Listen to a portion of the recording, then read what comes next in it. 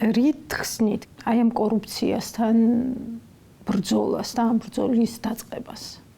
ეს ისეთი შემთხვევა, როცა ესეთი ლოგიკური მეცნიერებაზე ან ციფრებზე, ფაქტებზე დაყრდნობილ ახსნას ვერ მოუძებნით და რაღაც უფრო მეტაფიზიკურ, რაღაც ზღაპრულებში და ალეგორიებში გავიჭრეთ უფრო.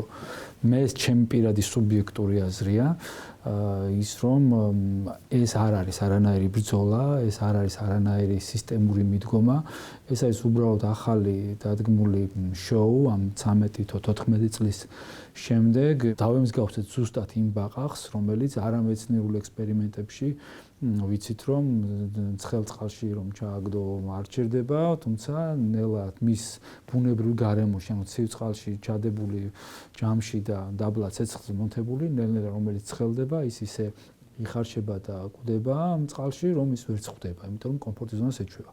კიდევ ერთხელ მე ხაზგასმით მინდა ვთქვა, რომ არასოდეს არ ყოფილა არც ერთი პარტიის წევრი, არც ახლა არ ვარ, არც იმ დროს, როცა მე რაღაც სახელმწიფო მაღალ სახელმწიფო თანამდებობაზე ვყავი, ეს იყო ჩემი სუბიექტური გადაწყვეტილება და იყო ცდელობა რაღაც ტექნოკრატიული გამოცდილების შეტანის ამ პრინციპში და ის დავალებები, რომელიც იყო დასახული იმ პერიოდში საკმაოდ ტექნოკრატიულად გავაკეთეთ, რაღაც ძალიან ბევრი ცოტა ზედმეტიც მოვიდა ესე იგი გაკეთება და ამიტომ მე გამოვედი. ამიტომ არც მანამდე, არც მაშინ და არც მის შემდეგ მე არც ერთ პოლიტიკურ ძალასთან საკუთარ თავს არ ვავაფილირებ. ჩემი პოლიტიკა არის საქართველო, ეს ქვეყანა, ეს პლანეტა და ჩემი ოჯახი და ჩემი მეგობრები და რაღაც ჯანსაღი გარემო, რომელიც ნაწილიც მინდა და ამას ვცდილობ რომ რაღაც გავაკეთოთ. და არც ექსპერტი ვარ, არაფრის რაღაც ხშირად მესმის. მე ის ვიცი რომ არაფერი არ ვიცი, უბრალოდ რაღაც სისულელებს ლაპარაკობ და თუ იმეს უნდა მოისმინოს და ანუ ალტერნატივა მე შემომთავაზოს, რომ ვისწავლო რამე.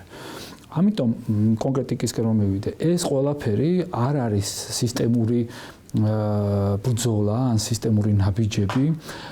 ჩვენ ვაკვირდებით ამ 13 წლის განმავლობაში, 14 წლის განმავლობაში და განსაკუთრებით უკვე ბოლო, აი განსაკუთრებულად პანდემიის შემდგომ პერიოდში რამდენად ეტაპობრივად ხდებოდა დეგრადირება ინსტიტუტების, რამდენად ხდებოდა არ განვითარება, არა ინოვაციური მეთოდებით, არა ახალი სერვისების დანერგვით, არაფერი ახალის შემოთავაზებით, რაც კრიტიკულად აუცილებელი იყო გამოწვევებით სავსე სამყაროში. ომამდე პერიოდი მაქვს საუბარი მარტო ეს. ანუ პანდემია, ომი ეს ორი ძალიან დიდი კაცობრიობის ჩვენი თანამედროვე ეტაპისთვის ორი უმნიშვნელებელი შოკი, რომელიც არის კაცობრიობის ისტორიაში, სელდონის კრიზისი, ასე ვთქვათ, ვინც ეს აზიმოვს იცნობს მიხვდება არასაც გულისხმობ. ანუ ეს გლობალური კაცობრიობისთვის ძალიან გლობალური შოკი იყო. ეს იგივენაირი, როგორც მაგალითად 2001 წლის 11 სექტემბრის შოკი იყო, რომელმაც მთლიანად კაცობრიობის განვითარება გადააწყო, ხოლმე ჩვენ ვიცით. აი ამ პანდემიის შემდგომი პერიოდი უფრო გამოაჩინა კარგად თვითონ პანდემიამ, რომ რამდენად უკვე დასუსტებული იყო ძლიერი, მყარი სისტემური და ინსტიტუციური ფუნდამენტი ქვეყნის მართვის და პანდემიის ყურადღებამ, ჩვენი დონორებისგან, ჩვენი სტრატეგიული პარტნიორებისგან დახმარებამ, თვითონ საზოგადოების მობილიზებამ, რაღაცა თითქოს მატერიალურად გადაგვატანინა რაღაცები, მაგრამ გამოჩნდა ის, რომ ჩვენ რეალურად, ანუ თუ ორნაბიც უკან არ გადადგავდით, სულაც ვერ დაინახა ხო ესეთი ოქროს წესია ხო? პანდემიის შემდგომ პერიოდმა ეს ბოლი რომ გავიდა, დავინახეთ რომ იმდენად ცუდად იმართებოდა ეს ყველაფერი, იმდენად ცუდი შედეგები დაგვიდგა უკვე ბოლოს, მაგრამ ნაკვეხნი ბჭყალებში მართვით, მივხვდით რომ ეს მარტო ის კი არ იყო, რომ ნიკამ რაღაცა გაუგებარი პირბადეები გავაკეთე და რიგა და ან რაღაც გაუგებარი წესები, ლოკდაუნის წესები შემოვიდა ხო? წინარ დავჯდე და ჯარიმები წერილ, აი აბსოლუტურად გაუგებარი რაღაცები. ძალიან ცნობილი მაგალითია ფონ კლოზევიცის, ძალიან ცნობილი ავსტრიეტო-პრუსიელი სამხედრო სტრატეგის, რომელმაც შეაფასა პრუსიის და ნაპოლეონის ბრძოლა და სამხედრო დოქტრინაში, ანუ ომის შესახებ ავტორი არის. მისი ის იყო შეფასება, რომ რატომ დაამარცხა პრუსიის ყველაზე ძალიან მაგარი ჯარი, ვიღაც ნაპოლეონის ახალ გამომცხვარი გენერლის ჯარმა, ხო? ეს იყო მარტივად ის პრუსიული ჯარი იყო დაფუძნებული, ბოდიში ცოტა ლირული გადახო, ისე ძალიან კარგი შედარება გამოგდის, დაფუძნებული იყო იმ კლასიკურ კაცრი იერარქიულ მიდგომაზე, გადაწყვეტილებას იღებდა მეფედან მოდიოდა მე გენერლებზე და ძალიან გრძელი ჯაჭვით მიდიოდა უკვე აღსრულებამდე საბრძოლო ველზე. ნუ მაშინ კომუნიკაცია კარგად არ იყო და ეხლაც რო არის მაინც პრობლემაა.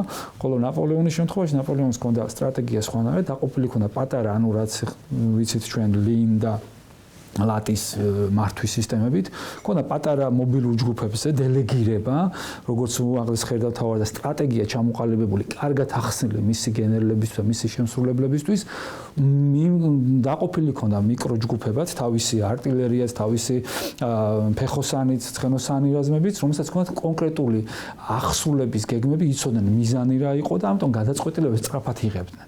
და ამ ერთიან სტრატეგიას მიყვანდა გაანადგურეს კიდევაც პრუსიის უძლეველი ჯარი. ზუსტად იგივე თემაა. შეიძლება ამ შემთხვევაში ლიდერშიპმა რამოდენიმე ადამიანმა კარგად იცოდა რაც იყო, მაგრამ სისტემა იმდენად იყო ჩამოშლილი უკვე ამ არაკომპეტენციით, ამ კლეპტოკრატიით, ანუ კორუფციული გადაწყვეტილებებით. კორუფციას მრავალი გამოხატულება აქვს, მათ შორის ინტერესთა კონფლიქტია ეს ერთ-ერთი ძალიან მძიმე ფორმა კორუფციის გამოხატულების, ასევე არის კორუფციის ნაწილის რომ არაკომპეტენტური, ანუ კლეპტოკრატიით და ნეთი კორპორატივიზმით შედგენილი ტიპები და ნეპოტისტური მიდგომებით, სრულიად ამ საქმისთვის შეუფერებელი ტიპები, უბრალოდ მივიყვანეთ და ამ ადგილზე, იმიტომ ის ჩემი პირადი ერთგულია, მე რაც მინდა იმას გააკეთებს და ყველაფერს შეასრულებს. თუმცა საქმე უკვე ესე კარგად არ გამოდის, იმიტომ იმ კონტინგენტმა არ იციან ის უკან როგორ კეთდება, რა არის და გონიათ მართლა რომ წეროებს მოყავთ ბავშვები. ხო, ან პრინციპში ამ მაგალითებზე დაფუძნებით თამამად შეიძლება ითქვას, რომ დიდი მასშტაბი ქონდა კორუფციას, ანუ ფაქტობრივად ფესვგადგმული იყო კორუფცია და ამავდროულად ეს არ იყო, ესე ვთქვათ, სპორადული შემთხვევები, ეს იყო კორუფციას ქონდა სისტემური ხასიათი. ასეთი სურათი იკვეთება? კი, ასეთი სურათი გვინდა, არ გვინდა, ახლა როგორც ფართოდ არ უნდა დავხუჭოთ თვალები, ამას ვერ გავექცევით. ეს კორუფციული შემთხვევები, ანუ განსაკუთრებულად ელიტური ბრჭყალებში, როგორც ესეთი მიღებულია ესეთი მსხვილი კორუფციის თქმა, აქვს გრძელი ისტორია სამწუხაროდ ჩვენს ქვეყანაში და ეს არის საბჭოთა კავშირიდან მოყოლებული და საბჭოთა კავშირამდე მეფის რუსეთის სისტემა იყო ესეთი მოწყობის და სამწუხაროდ ამისი გარკვეულწილად მემკვიდრეობა მაინც დაგვრჩა.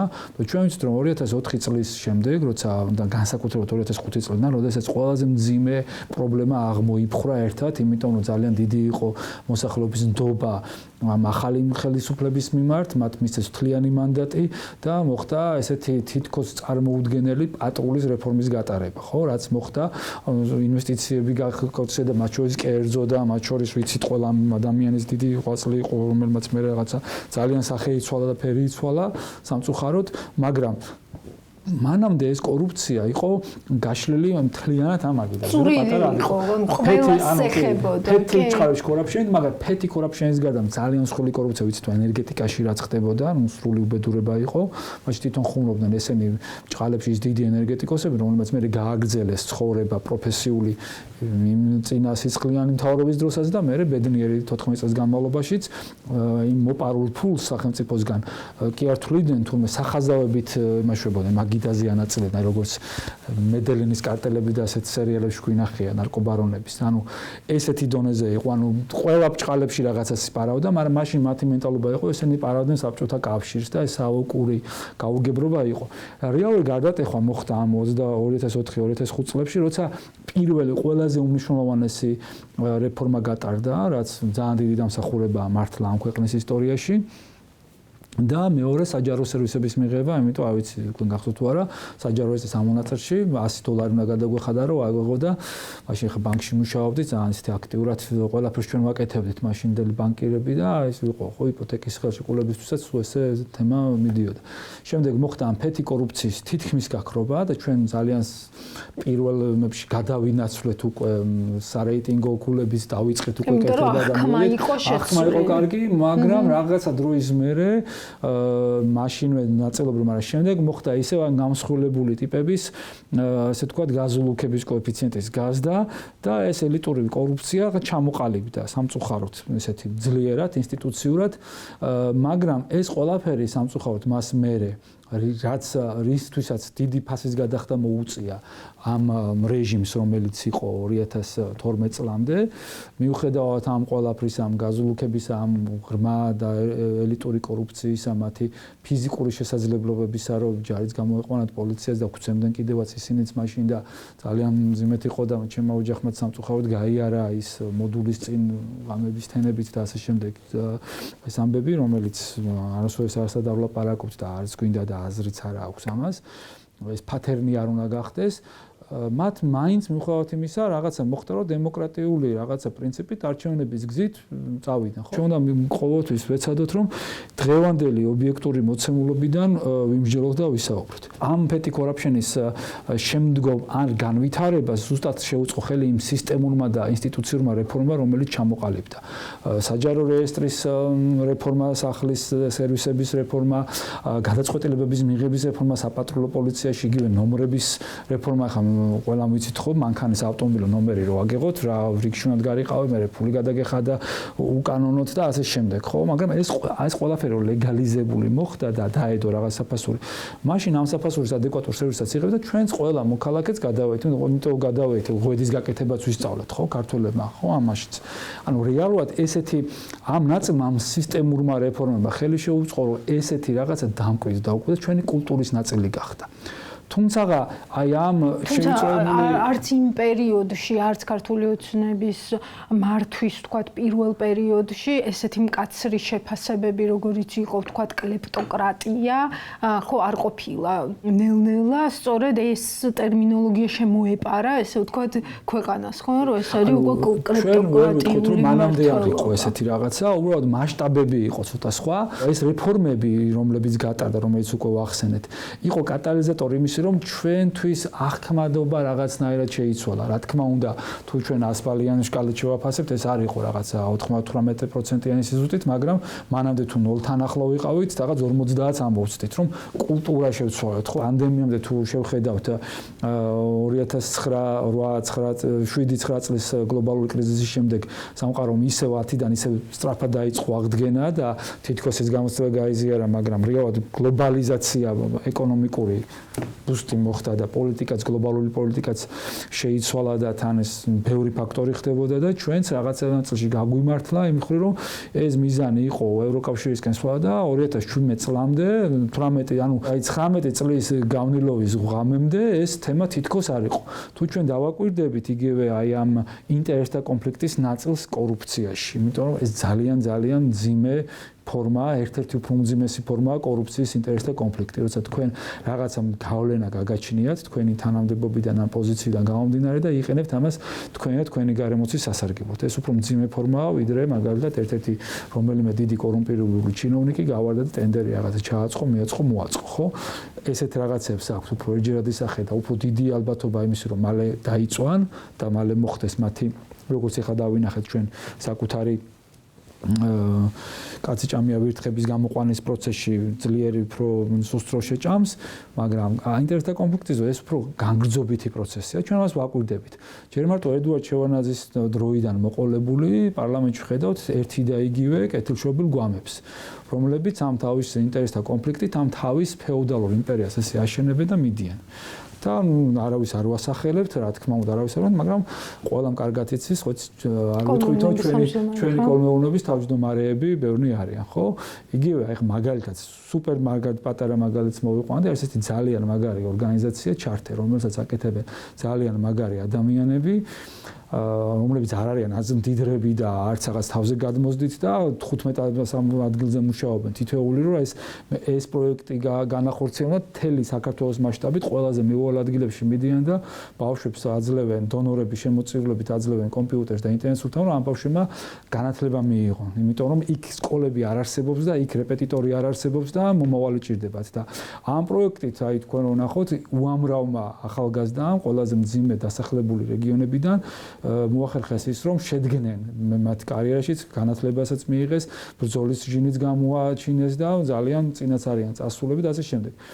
ეს ადამიანები ყოველთვის დადიან ამ რეგიონებში და ახლა ბოლოს სვანეთში იყვნენ წასულები გაუგებარ გზებზე, ვერც მიდიან უჭირთ, იმიტომ რომ ეს დონორების ნახა მაინც საკმარისი არ არის, მაგრამ პატარა კვლევა რო გააკეთეს და გავიზიარეთ ერთმანეთთან, სვანეთში არის 20 მილიონერი ოფიციალური. აქედან ნახევარზე მეტი საჯარო მოხელია. და ეს ყველაფერი რასაც ჩარტი აკეთებს ნორმალურ ქვეყანაში რა თქმა უნდა ჩვეულებრივი მოკვდავები დონორობის სახით გაწევენ მაგრამ სახელმწიფო იღებს პასუხისმგებლობას რომ მოწყობათ რთულად მისავალ ადგილებში უზრუნველყოფს ელემენტარულ ადამიანის უფლებების დაცვას ანუ ჯანდაცვას და განათლების მიცემას აი ამ ორიდან არც ერთი არ არის იქ მიყენებული მაგრამ და არც სოციალური პასუხისმგებლობის დონე აი ამ ადამიანების მხრიდან გამოკვეთილია რომელთა უმეტესობა როგორც თქვი არიან საჯარო მოხელეები და მე-4, მე-5, მე-7, მე-258 მოწვევის პარლამენტარი რომელთა ინტერესთა კონფლიქტის გამოყენებით მდიდრებიან და მდიდრდებიან მეტიც ბოლო პერიოდში რასაც ვაკვირდებით იკარგება ნდობა ესე ვთქვათ რიცხვების მიმართ ნდობა სტატისტიკის მიმართ ნდობა რაღაც ტენდენციების ანალიზის მიმართ რასაც ოფიციალური წყაროები გვთავაზობდნენ და რაც ადრე ასე არ იყო ხომ მაგალითად ეს ბოლო საქმე ფულის გათეთრების საქმე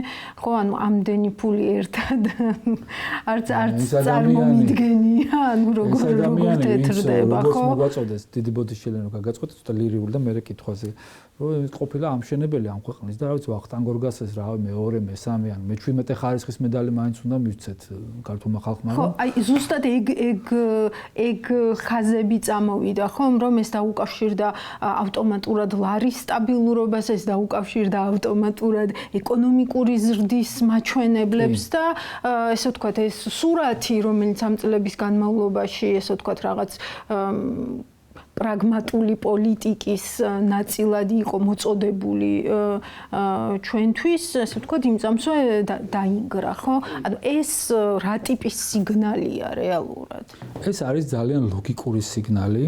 გენიალურ გურამ დოჩანაშვილს აქვს ძალიან ესეთი კარგი ლიტერატურული ფრაზა, ნათქვამი, მათემატიკა არ არის ზუსტი მეცნიერებაო და ყველა მიცის ეს ხო, ვადარებს მათემატიკოსი დაინახავს ვიგაჩერებაზე ორი კაცი რო დგას, ერთს სერვანტესო შეადარებს და მეორეს გავძეხი, ანუ ამ ეპიტეტით მათემატიკოსი ამ ხალხსო ერთი მეორე მიამატებს და ორიაო, ხო, მაგრამ ეხლა შეხება აქ ორი ადამიანი ხო არ დგასო, ერთი დგასო, ანუ დაახლოებით მასია, იმიტომ რომ ჩვენ ყოველთვის გვექნება ყველა ადამი კაცობრიობის ისტორიაში ცდუნება იმის რომ ინფორმაცია დავინახოთ, მაგრამ ეხლა ჩვენ შორის მე დავწერო 9, ჩემთვის 9 და შენთვის 6 და მეც მართავია, შენც მართავია, დაახლოებით ობიექტურად რომ თქვათ, მაგრამ ჩვენი ეს განსაკუთრებით ბოლო წლების სტატისტიკა იმდენად დამახინჯებულია უკვე და იმდენად არასანდოა, რომ თვითონაც ირევიან ამ ნაწილში. და რატო? მოდით ახლა და მივყვეთ ამ ნაწილს. იმიტომ ჩვენ გვესვისო, ჩვენ გვაქვს ორნიშნა ეკონომიკური და ამაგრები ვართ, სასწაული ინფლაცია მინიმალური ისტორიულ მინიმუმებზეა, რაღაცა FDI-ა, მაგრამ ეკონომიკური და რაღაცა ყველაფერი მაგადა ევროპაში არა აქვს ესე და გერმანიაში უმუშევრობა 4%-მდე გაიზარდა და ეგ საწყლები ესპანეთში წყალი არა აქვს და მოკლედ გაწყდა ყველა და ჩვენ ვართ ერთადერთი რა, საზეპურო ერი, რომელიც გავწყინდით უკვე და უბრალოდ იმდენად გავწყინდით, რომ ცოტა თვალებზე დაგვიბნელდა.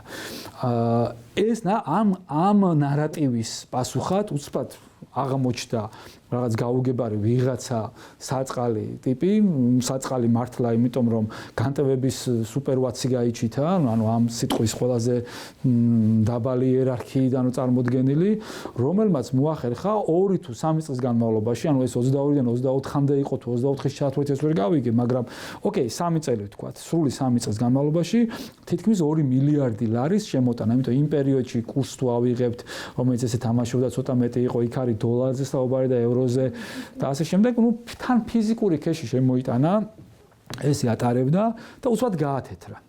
ანუ გარეცხა, ხო? ანუ ეს გარეცხვაზე კიდე არ არის ეს ლანდრომატში, ან საერცხის მანქანაში ფული შეყარე შემოყარე, ეს ეკონომიკური პროცესი, როცა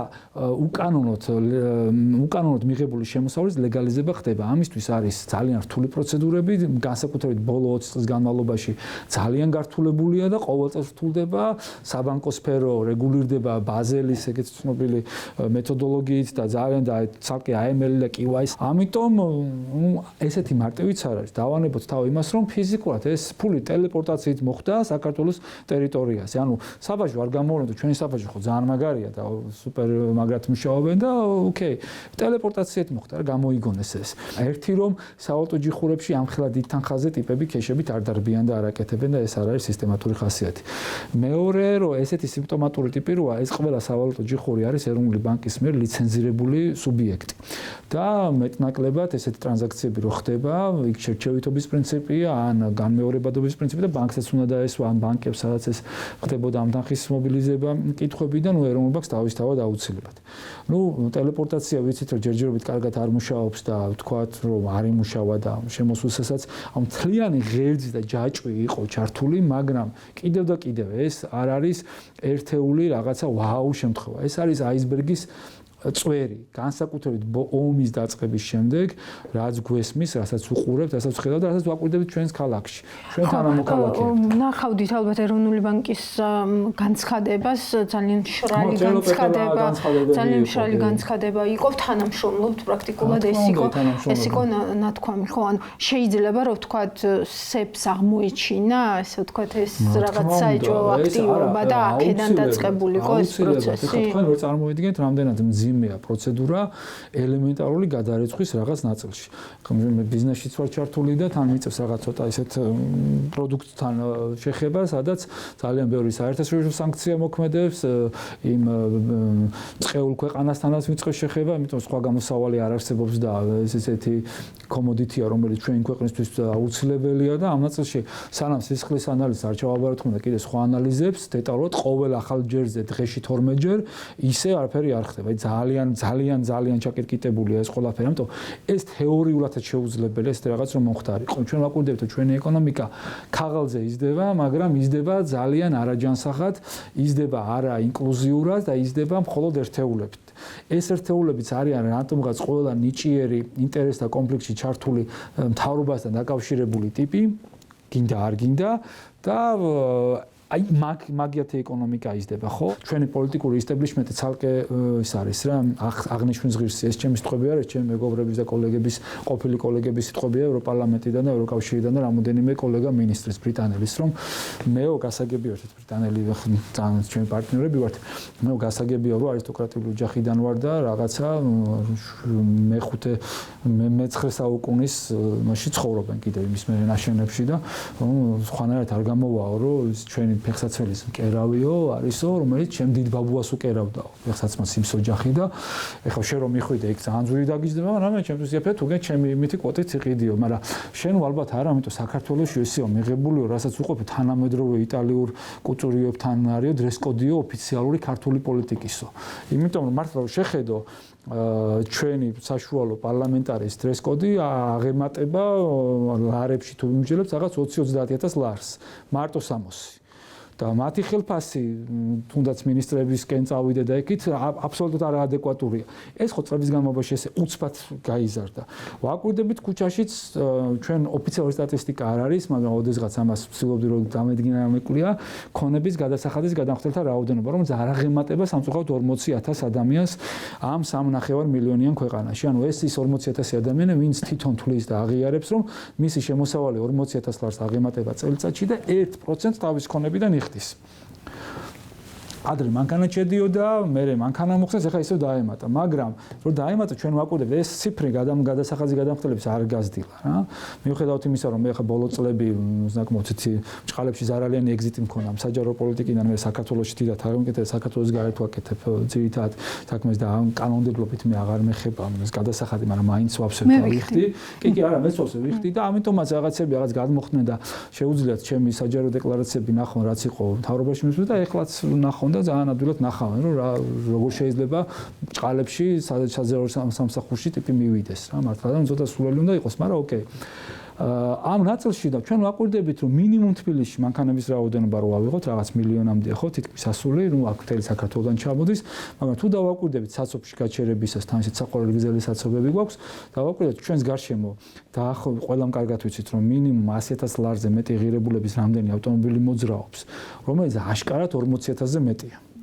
ბევრჯერ თანახა 300-400-დან ოფიციალური სტატისტიკა რო ავიღოთ ამ ცენტრების საავტომობილო ცენტრების Porsche, Toyota-ს, Lexus-ის, Mercedes-ას შემდეგ ავდივართ რაღაც ასეულობით 1000 მანქანაზე, რომელთა ღირებულება, საბაზრო ღირებულება 100,000-ობით ლარს აღემატება. ეს გამოდის ჩვენი სახელმწიფოებრივი აზროვნებაში პრობლემა გვაქვს რა. ეს ადამიანები ღმერთმა შეარგოთ, ეს ფული იშოვეს, ძალიან კარგია, ღმერთმა მეტია შეუნდათ კიდევ, იმიტომ ისინი რეინვესტრებას ქვეყანაში აკეთებენ რაღაც, მაგრამ სახელმწიფოებრივი აზროვნებით მაინც და მაინც არ გამოირჩევა ეს დიდი მასა, იმიტომ რომ მათ არ უნდათ უბრალოდ რომ ის 1% მაინც წელიწადში გადაიხადონ დაუბრუნონ ამ ბიუჯეტს, რომელსაც პარავენ ამ ფულს. იმიტომ მოპარვაა შენ ხო ამ ნაწილში თუ ამას თავს არიდო და მე საჯარო მოხელეებს ვაკვირდებით რომ უცბად 20, 30, 40 უძრავი ქონება აქვს შეძენილი ბოლო 2-3 წელიწადში, 4 წელიწადში უცბად რაღაცა ფაზენდები, ანუ ეს ხო ჟურნალისტური გამოძიებებია, რომელიც ფაქტებით არის დადასტურებული, უბრალოდ საგამოძიებო სამსახურები ჯერ ამისთვის არ იცვლიან.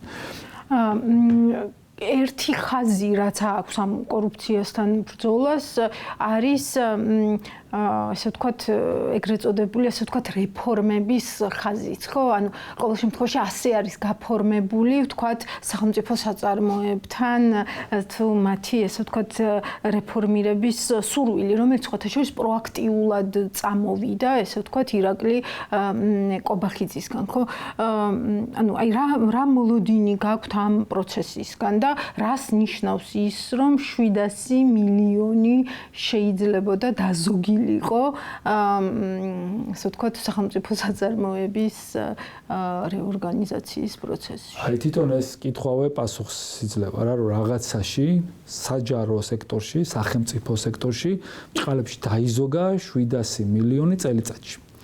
ანუ ესე იგი აქამდე წლების მანძილზე და უკვე აი ამ ბოლო წლებზე მაქვს, იმიტომ აქამდე მაგხილე ბიუჯეტიც არ ქონდა და ესეც დამსახურება რაღაცაზე ბუნებრივი ძალებისაც არის და ევოლუციური ზრდისაც არის გლობალური ეკონომიკის ჩვენი ბიუჯეტიდან ანგელოზების ხარჯი რა ეშმაკების წილი, ასე ვთქვი, ესეა, ამ ეშმაკების წილში მიდის 700 მილიონი, რომელიც არანაირი ღირებულება არ იქნება მხოლოდ ამ ერთ ნაწილში. მე შეგახსენებ, შეუძლებელია რომ იყოს თქვათ ხელფასების დაზოგვის ან ადამიანების ამას რა მნიშვნელობა რაში დაიზოგა არა ეს არის თლიანად ესეთი ჩაძირული ხარჯი ქვია ფინანსებში sink cost შენ რაღაცას წევ ხარჯს რომ იცი რომ უნდა გაწიო მაგრამ ეს გჭირდება რაღაც ღირებულების შექმნისთვის ხო SEO ანუ სახელმწიფო ანუ state owned enterprise-ები ეს საკითხი 10 წელია ძალიან აქტუალურად დგას მე 2019 წელს ამ ჩემი მუშაობის პერიოდში მომიწია ამ საკითხთან შეხება და ძალიან ახლოს გავეცანი და მქონდა კიდევაც საკმაოდ ცეთი პროგრესი მაგრამ დაახლოებით ერთ-ერთი მიზეზი და პირისპირების ამ სისტემასთან ეს ამ რეფორმის გაჩქარებაც იყო თუმცა ამას თავი დავანებოთ მაგისი დრო ოდესღაც დადგება ამაზე საუბრის არ დავანებოთ მაინტერესებს აი მოდი და კონკრეტულ მაგას state owned enterprise ან სახელმწიფოს კუთვნილი საწარმოების რეფორმა იყო მოთხოვნილი სავალუტო ფონდიდან სულ იყო დაფინანსებული სოფლიო ბანკისგან ამ რეფორმის გატარება შესწავლა და რეალურად საბოლოო ჯამში სავალუტო ფონდის პროგრამის შეჩერების ერთ-ერთი მიზეზი გახდა ზუსტად ეს საკითხი. ამიტომ ეს მოცულობა ამ საკითხის სიმძიმის უკვე ამითი არის ნათქვამი. და არ დაგავიწყეთ კონტექსტუალურად ძალიან მნიშვნელოვანია. ანუ იმ გუნდით რომელთან ერთად იყვნენ რომელიც ვიცე-პრემიერები იყვნენ და ამ საბჭოები და რაღაცები რომელიც ახლა ვითომ გაირიყვნენ და რაღაც ახლები და რაღაც გაუგება რა ნეგატიური სელექცია კიდევ გრძელდება და ჩვენ ყოველთვის გონია რომ პიკზე ასული, მაგრამ იმის იქითაც კიდევ ახალმწიფოებს იფხრობენ, ალბათ დაიფხრობენ კიდევ ესენი მინიმუმ ამბობენ რომ აი აქამდე თურმე არ იცოდნენ, იმიტომ თან პასუხისგებელი ამაზე არავინ არ არის. ყველაზე მთავარი ის არის, რომ 700 მილიონი შავხრელში მიდიოდა და ეს ფული ბრწყალებში გადაარჩინეს, მაგრამ გადარჩენა როგორ მოხდა, ისევ იქ ჩავაბრუნეთ. და რაში ვაბრუნებთ, რომ არ ვიცით რას ვაკეთებთ, ხო? რომელიც ეს უმეტესობა სახელმწიფო საწარმოების აბსოლუტურად არაფრის მქმნელია, არანაირი ღირებულების შემქმნელი არ არის და რეალურად ჩვენი ბიუჯეტით იმდენად უკუღმათ არის გადანაწილებული, რომ ვიღაცებს ამ ხარკს უხდით. და ესეთი მოცულობა ბრწყალებში ელექტრული კორუფციის, ესეთი ელექტრული კორუფციის ნაწილია. არ ყოფილა სისხლიანი 9 წლიანი პერიოდის დროსაც. ერთი რომ ამხელა ბიუჯეტი არ იყო და ნაგვიდან ამოვედით და მეორე ბრწყალებში ვერ მოახდინეთ. მოასწრეს იმათ მამის მისვლა რა და ამათმა უკვე აქ ამ პერიოდში მოესწრო. თქვენ თქვით რომ რეფორმა სადღაცამდე მიყვანილი ყავდა, რა დადგა ესე რა იყო ესე ვთქვათ ყველაზე მტკივნეული, იმიტომ რომ საერთაშორისო სავალუტო ფონდი ახსენეთ თქვენ და საერთაშორისო სავალუტო ფონდის მოთხოვნა იყო ის რომ უნდა დასრულდეს ესე ვთქვათ ამ საწარმოების რაღაც კვაზი ბუნება, ისინი უნდა გარდაიქმნენ კორპორაციებად და ჩაერთონ კონკურენციაში, როგორც ესე ვთქვათ არაპოლიტიკური საწარმოები, არამედ პოლიტიკური, იმიტომ რაღაცა ნაწილში პოლიტიკის გამტარი, მაგრამ არაპოლიტიკური რაღაც კონკრეტული ჯგუფის, არამედ ქვეყნის პოლიტიკის გამტარი უნდა იყოს. ხორკინიგზა შემოსავლიანი უნდა იყოს, ხო? ნავთობის და გაზის კორპორაცია რომელიც გამტარია, ხო, ეს უნდა იყოს შემოსავლიანი, ხო? იქ ბევრი რაღაცაა კიდევ, თუნდაც ეს მაგალითად ფილარმონიის შენობა, ხო, და თვითონ ეს ხო შემოსავლიანი უნდა იყოს, ხო? ნუ უბედურება ხდება.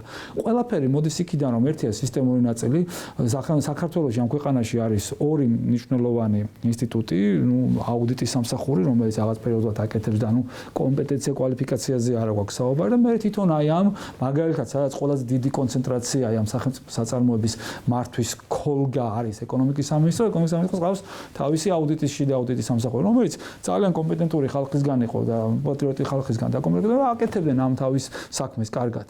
მაგრამ რატომღაც არავინ არ კითხულობს მე იმ დასკვნებს რა.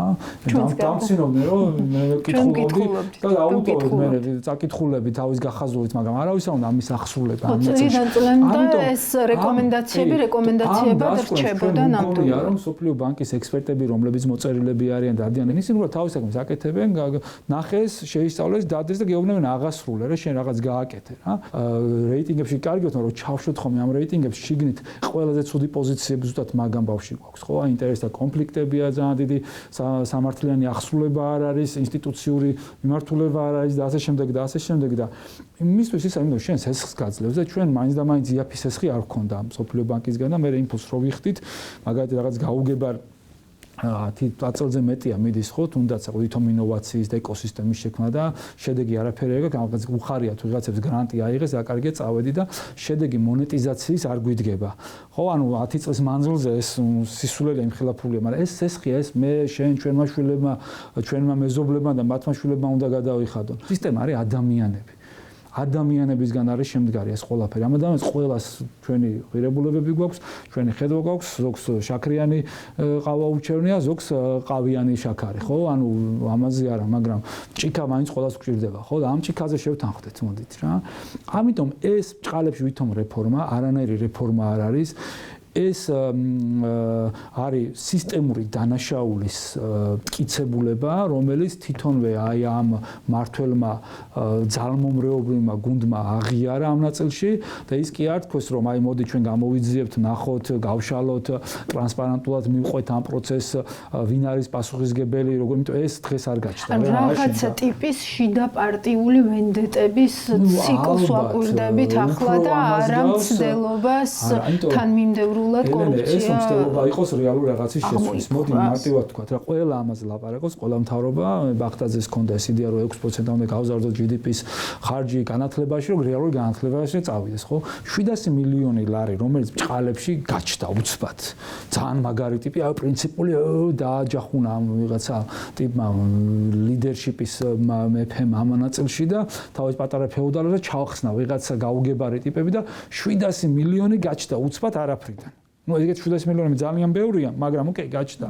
და ისევ ამ მკვდარ იმაში რატომ უნდა ჩავაბრუნო, მე რომ პრიორიტეტი ვიცი და ყველაზე მძიმე მდგომარეობა ჩვენი ქვეყნის მომავლისთვის არის განათლება. ეს იყო შევანაძის დროს, ეს იყო საბჭოთა პერიოდში, შემდეგაც ეხაც და ყოველ წელს სუპერ ძვირდება განათლება, თუ საშუალება არ აქვს და კერძო სკოლაში არ მიიყვანე ბავშვი და იქაც მაინც რეპეტიტორებთან არ ატარე, გლობალურ მასშტაბში კონკურენტულები არ ვართ. ჩვენ 3.5 მილიონი საქართველოს მოსქონქალაქე გლობალურ ასპარეზზე კონკურენტულები სამწუხაროდ არ ვართ ჩვენი არსებული განათლების სისტემით. ყველა მეს კარგად ვიცით, განსაკუთრებულად იციან აი ამ დიდარმა ქართველებმა, რომელიც საქართველოს მოსახლეობის ალბათ 15% იქნება მაქსიმუმ, რომლებიც თავის შვილებს ასწავლიან საზღვარგარეთ. და წელიწადში იხდიან მინიმუმ $100,000 სკოლის განათლებაში და მე უნივერსიტეტებში რაღაცებში თუ კარგად ისწავლიან გრანტსაც იღებენ ისინი იქ თუ არა იმათაც აფინანსებენ კიდევ ხო ეს ხო საიდუმლო არ არის და ყველამ კარგად ვიცით რა ამიტომ ეს 700 მილიონი თუ რეალურად მართლა გული შეგტყივა თუ რეალურად მართლა ესეთი გულანთებული და deep state-თან მებრძოლი და მაგარი ტიპი და ქვეყანა და თვითყოფადობა და მეობა ჩვენი GDP-ს მთლიანი შიდა პროდუქტის 2.5%-ზე ნაკლები და რაც დრო გადის ჩვენი GDP იზრდება და ეს ციფრი არ იზრდება და ამიტომ მცირდება პროცენტული ალოკაცია განათლებაში არ აღემატება ამას და არის სუპერ სისულელე შეუძლებელია რომ ჩვენ განვითარდეთ და ეს ამ 700 მილიონი ნახევარი მაინც აქ წასულიყო ჩვენი უკვე თანაფარდობა GDP-სთან მიმართებაში კოეფიციენტი ავიდა და უკვე ევროპულ სტანდარტთან მიახლოებულთან სადაც 4%-მდე რომ ჩვენ ამაში ფული ჩაგვეტო. მეორე ნახევარი ჩვენ გვაქვს 0 დაფინანსება, თლიანად 0 განათლების ნაწილში, კვლევის და ძიების ნაწილში ინოვაციურები გავხდეთ, კონკურენტული უპირატესობა ყოველთვის არის დევიდ რიკარდო იყო ეგეთი ძალიან ცნობილი ბრიტანელი ეკონომისტი, მისი თეორიით რომ ყველა პატარა ერსაც აქვს საშუალება კონკურენტული უპირატესობის. ამიტომ R&D-ში უნდა ჩავდოთ ჩვენ კვლევაძიებაში, რომ ჩვენ რაღაცა ჩვენი კონკურენტული უპირატესობა ვიპოვოთ.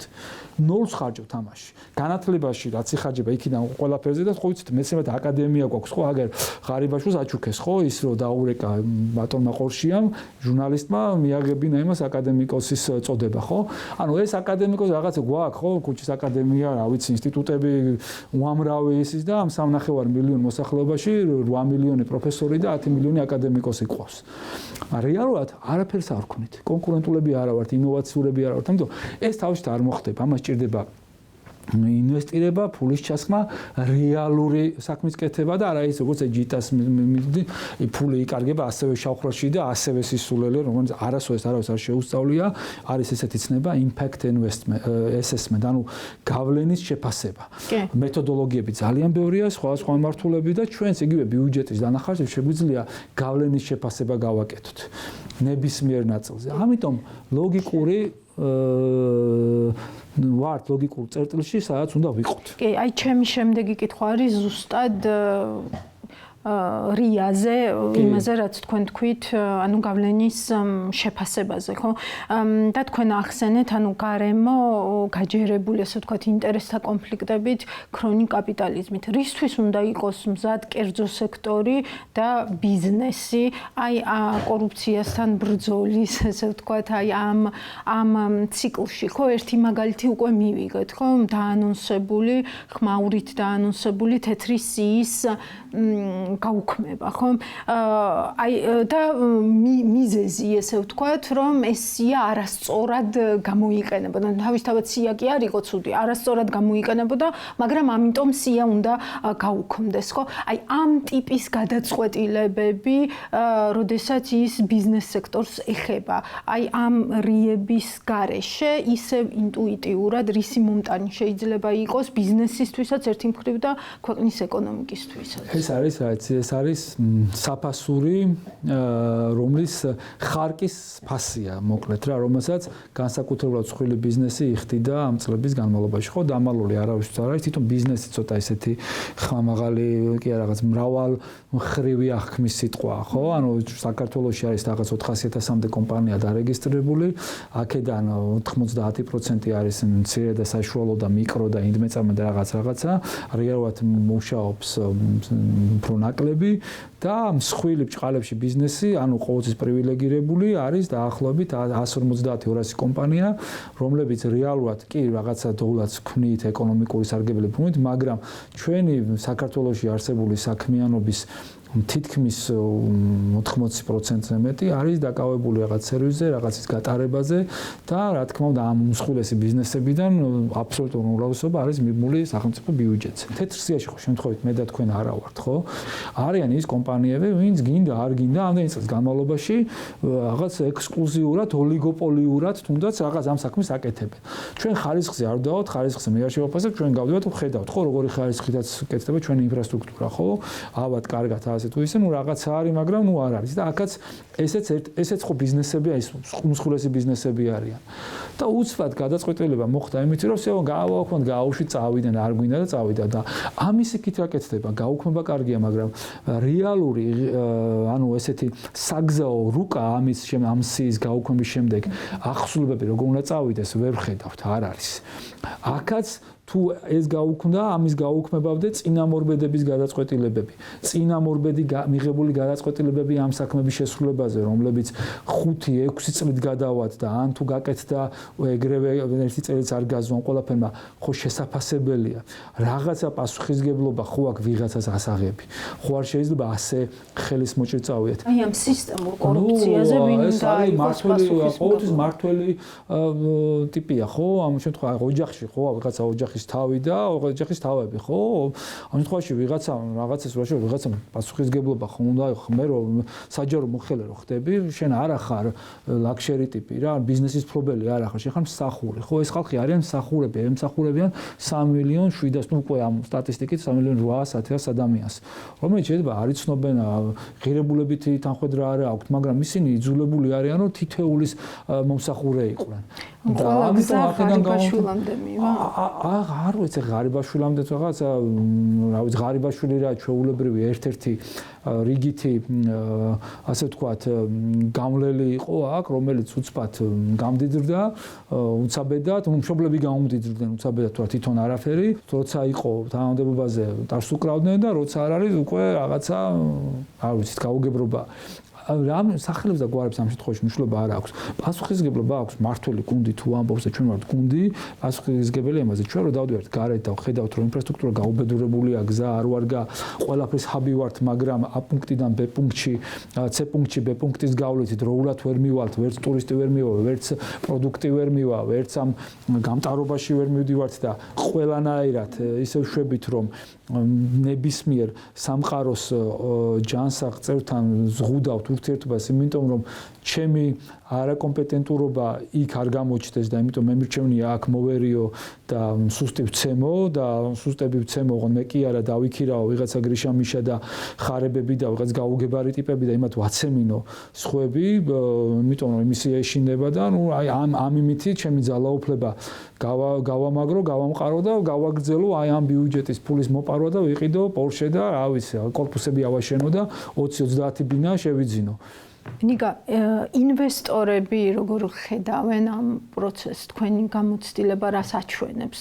თქვენ მიყვებოდით, რომ მაგალითად NVIDIA-სთან მოლაპარაკებებში თავის დროზე ჩართული იყავით, როცა სომხეთიც განიხილებოდა და საქართველოც და სომხეთი შეირჩა საბოლოო ჯამში. ანუ რას აკვირდებიან ახლა ინვესტორები? ეს მათთვის რაღაც გაჯანსაღების პროცესია თუ რეპუტაციული ზიანია ქვეყნისთვის, რომ ის ამ წლების განმავლობაში იყო სისტემურად კორუფციის ჭაობი პრაქტიკულად? ანუ ინვესტორი, მოდით შევთანხმდეთ ვინ არის და რა არის ინვესტორი. ხო, ინვესტორები არიან ინსტიტუციური თუ ფიზიკური, ყველაფერი, ანუ ყველა სისტემა, საინვესტიციო ინსტიტუტებიც და ბანკებიც თუ, რა ვიცი, ფონდებიც თუ ასე შემდეგ იქნება ადამიანებიდან და ადამიანების გადაწყვეტილებებიდან და რა თქმა უნდა იქაც ემოცია მოდის. ინვესტორის მიზანი არის ის, რომ ის ან მართავს საკუთარ კაპიტალს, ან სხვა თავისნაირი მეგობრების და სხვა უცხო ადამიანების კაპიტალს, რომლის მიზანიც არის, რომ ეს კაპიტალი გაზარდოს მაქსიმალურად ეფექტურად. ამისთვის არის რაღაც ბაზრები, არის დაბალ რისკიანი, მაღალ რისკიანი, ძალიან მაღალ რისკიანი და არიან ინვესტორების კლასიფიკაციას ვაღოთ, არიან პასუხისგებლიანი ინვესტორები და არიან უპასუხისგებლო ინვესტორები. ხო, აი ეს ჩვენი თურმე ყველაზე მსხვილი ინვესტორი და ჩვენი ეკონომიკის ბურჯი ყოფილა, აი ამ 2 მილიარდის შემომტანი, არა კეთილსინდისწერი ტიპი. კარგად რო გვესმოდეს, ეს 2 მილიარდი ეკონომიკაში კი არ შემოვიდა. ეს ამ 2 მილიარდმა გაიარა უბრალოდ, ფაღარათი დაამართა ამ ქვეყნის ეკონომიკას, წილი აქედან ამ ფულის გათეთრებიდან, გარეცხვიდან, სხვადასხვა რა, შავ ბაზარზე, რისკიანობიდან ქვეყნ ბლა-ბლა-ბლა, ანუ 2-დან 10%-მდე მერყეო, შეიძლება 14%, 15%-იც იყოს, შეიძლება უფრო ნაკლებიც გააჩინა. ნუ საშუალო თქვა, რომ 10%. ხო, ამ 2 მილიარდიდან 10%, ანუ 200 მილიონი ვიღაცამ ჩაიჯიბა აქ და განაწილდა, რა თქმა უნდა, იმ ადამიანს შეიძლება საერთოდ 1-10 ლარიც არ მისცეს, გადაკონვერტირდა ბინებში, Porsche-ებში, კიდევ უფრო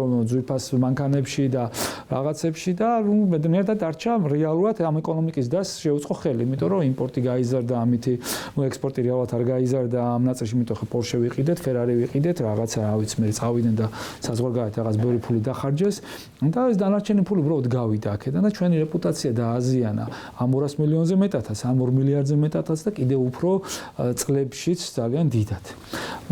ამიტომ ესეთი ინვესტორები არ გვინდა. მოდი ჩავთვალოთ პასუხისმგებლია ინვესტორები, რომლებიც CSR-ს აქცევენ ყურადღებას, რომელიც გარემოზე მავნეზე მოქმედებას აქცევენ ყურადღებას, რომელიც რაღაც კარბონის ემისიას აქცევენ ყურადღებას, კიოტოს პროტოკოლს და პარიზის შეთანხმებას აღიარებენ. ამ შემთხვევაში ესეთი ინვესტორები, ვინც ესეთ რაღაცას აქცევენ ყურადღებას, მათთვის მნიშვნელოვანია რა გარემოში მიდიან და ეს გარემო როგორიც არის რისკის ფასი. ანუ მათი უკუგება გამომდინარეობს რისკიდან, რაც უფრო მეტი უკუგება იქნება, მეტი რისკია და რა თქმა უნდა ჩვენ ქვეყანას რისკი აქვს, იმიტომ საკრედიტო რეიტინგია, რაც კონდა ჯანკი და უარესი გაგვიჯანკდება ლოგიკურად ესეთი ამბავია, ამიტომ მათთვის რაღაცა სხვა ღირებულებები უნდა იყოს, რასაც ვაძლევთ. როგორ ხდება? საინვესტიციო პოლიტიკა სად არის, როგორი არის, რანაირად არის, რა ღირებულებას ვთავაზობთ იმ ფულში, რომელიც აქ უნდა ჩადოს, რა ინფრასტრუქტურას ვთავაზობთ ამ ადამიანებს. Nvidia-ს кейსი რატო დამთავრდა ასე? Nvidia როცა მოძრაობდა მაშინ, ამ შემთხვევაში საქართველოს მაშინ კიდევ ჯერ ქონდა მოწინავე პოზიციები, აღმოსავლეთ პარტნიორობის ქვეყნებში საუკეთესო ვიყავით, ქონდა რაღაცა რეფორმების აგენდა, დღის წესრიგით ამას მიუყვებოდით, ქონდა რაღაც ინტერნეტის ხარისხი ძალიან კარგი რეგიონში, მათ შორის აღმოსავლეთ ევროპის პარტნიორობის ქვეყნებთან შედარებითაც. Nvidia-ს რა სჭირდებოდა? სჭირდებოდა კლასიკური PPP მოდელი, ანუ კერძო საჯარო პარტნიორობის საკითხი. ამ ნაწილში ჩვენ გვქონდა საუბარი, მარტო ის არის, მარტო მიწამოგეცი მე შენ და წავედი, იმიტომ მე უამრავი რაღაცაა გაჭედილი დღემდე. და უცბად ხდება ის, რომ ჩვენ ქვეყანა თვითონ გადაწყვიტა ის, რომ აი ეს მთავარი აქტივი ამ პროცესში, რაც შეიძლება ჩვენი ტრიგერი გამხდარიყო, რომ ეს წამოგვეღო და ამ PPP ნაწილში შევსულიყავით შემდეგ ეტაპზე, რაც არის დამოუკიდებელი ინტერნეტ-წყაროს მოწოდება, ქვეყანა გასცა თვითონ გარეთ. კი, რა თქმა უნდა, კერძო სექტორს ეკუთვნოდა, მაგრამ იქ იყო ძალიან მკაცრად ჩამოყალიბებული პირობები სახელმწიფოს ინტერესიდან გამომდინარე, რომ ეს ახლა აქ მოდის და შენი აქტივია, რომელიც კერძო კომპანია მოდესღაც გააკეთა, მე სხვა კერძო კომპანია მიყიდა, შენ თვითონ შეინარჩუნე.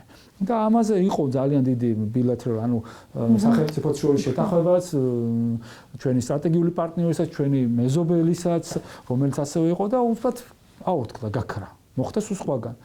ეს ერთი მეორე მერე რაღაცა მოლაპარაკებების ნაწილში ისე არ მიდის კარგად, იმიტომ რეალურად მოლაპარაკებები რომ მართო რაღაც კომპეტენციებია საჭირო და როცა ამ კლეპტოკრატია და გაუგებარი მითი ხდება ამ ესე სწრაფი ცვლილებები, არ მუშაობს ეს სისტემა რა. შენ 2025-ის სტრატეგია 14 წლის მაკროეკონომიკური მონაცემებით შეიძლება რაღაცა დონორს შეაპარო, რომ ძვირის ესხი აიღო, მაგრამ რეალურ საქმეზე რომ მიდის, ეს ვერ წავა რა, ვერ იმუშავებს და შენი 50 სიტყვიანი ლექსიკური მარაგით ინგლისური ფრანგული თუ იაპონურით შორს ვერ წახვალ.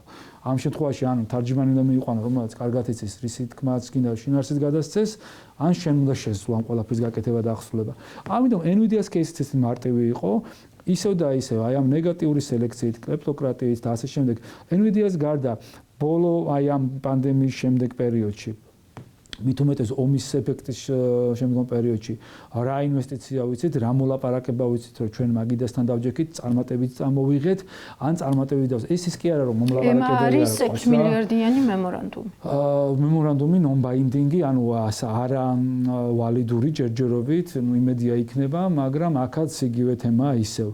უფრო მეტი კითხვა ჩდება, უფრო მეტი რისკი ჩდება, თუნდაც რომ უკვე binding-ი იყოს ამ ხელა დიდი მოცულობის, რომელიც ჩვენი GDP-ის თითქმის რაღაც 40%-ია, ისეთ ბაზარში უნდა ჩადო, რომელიც მაინც და მაინც გახსნილი არ არის თანამედროვე დემოკრატიული ღირებულებების ნაწილში, ადამიანის უფლებების აღსრულების ნაწილში და ასე შემდეგ და ასე შემდეგ, შენ სტრატეგიულ პარტნიორებთან მიმართებაშიც და რომელიც რაღაცა თუნდაც ის კონტინგენტი, რომელიც ჩვენი სტრატეგიული ტურისტული პარტნიორია, დიდ და ცოტა რაღაცა მაინც დიპლომატიური უხერხულობები შეიძლება იყოს. ამიტომ ხომ არაჯობებდა რომ უფრო დიდ სურათში შეგვეხედა ეს ლუკმა იმას დიდი ხო არ არის რომ გადაღეჭვა და გადაყლაპვა არ გაგვიჭირდეს ჩვენ ამ კუთხით შეფასება და ნელი ნაბიჯებით წინ წასვლა აჯობებდა. ნელი ნაბიჯები ნიშნავს გაჩერებას არ ნიშნავს, იმიტომ საინვესტიციო ნაწილი მთლიანად გაჩერებული ვართ. ერთადერთი ეს ინვესტიცია და ინვესტიცია ბლა ბლა ბლა რაც არის ეს არის მხოლოდ საბანკო სექტორის 90% აქტივობა, რომელიც არის აი ამ ხარეს ინვესტირების გადმოწვევით. ICT-ის ნაწილშიც არა გვაქვს რეალურად აქაც ძალიან დიდი ინტერესთა კონფლიქტია. გამოძიებელი ჟურნალისტებს არ გაუჭირდებათ ჩავიდნენ და მიხვდნენ მე რაზე მაქვს საუბარი, მაინც თავს შევიკავებდი ჩემი მოსაზრებების დეკლარირებისგან და აქაც ომის ეფექტი იყო და ისევ როგორც ეს 600 თუ 700 მილიონი გაიარა და ფაღარათი დამართა ჩვენს ეკონომიკას, ისეა ეს ICT-ის ბრჭყალებში ეფექტიც, რომელიც ძალიან მცირე მარგი ქმედების კოეფიციენტია რეალურად ამ ნაწილში. ICT და ეს მიმართულება რომ განვითარდეს, მნიშვნელოვანია იყოს სისტემური ინვესტირება, როგორც საჯარო სახელმწიფო მხრიდან, ასევე კერძო მხრიდან. არც ერთი, არც მეორე არ მუშაობს კერძო ნაწილში თავისთვის. იმ ხელა მასშტაბის ჩვენ ვერ ვქაჩავთ, რომ გლობალურ კონკურენტულ ბაზარზე ვიყოთ კონკურენტულები. ეს ისეთი საკითხია, რომ მაღალ ფონდებით, ენჯელ ინვესტორებით არ არსებობს არაფერი ესეთი, არის მხოლოდ სადღეგრძელოები, იყო მცდელობები, მაგრამ ისევ და ისევ აი ამ გაურკვეველ ბიუროკრატიაში არაკომპეტენტურ კლეპტოკრატიულ თამაშში ჩაიკარგა ყველაფერი. და ყველას ურჩევნია რაღაცა დაერქვას ვითომ აი ჭყალებში ვითომ ინვესტორები ჩამოდის ყოველ წელს ჯიტა, შმიტა რაღაცა და აი ეს ფული ბიუჯეტის ესე შავხრელში ისევ ჩაირეცხოს. რეალურად ამ ქვეყანას არ აქვს რესურსი, რომ გაუძლოს და გაუძღვეს ასეთ თავაღებულ კორუფციას, რომელიც მთლიანობაში იკვეთება ინტერესთა კონფლიქტს და რომელიც უფრო გრძელია, რომელიც ცვლის კულტურას, აღქმას, უნდობლობას.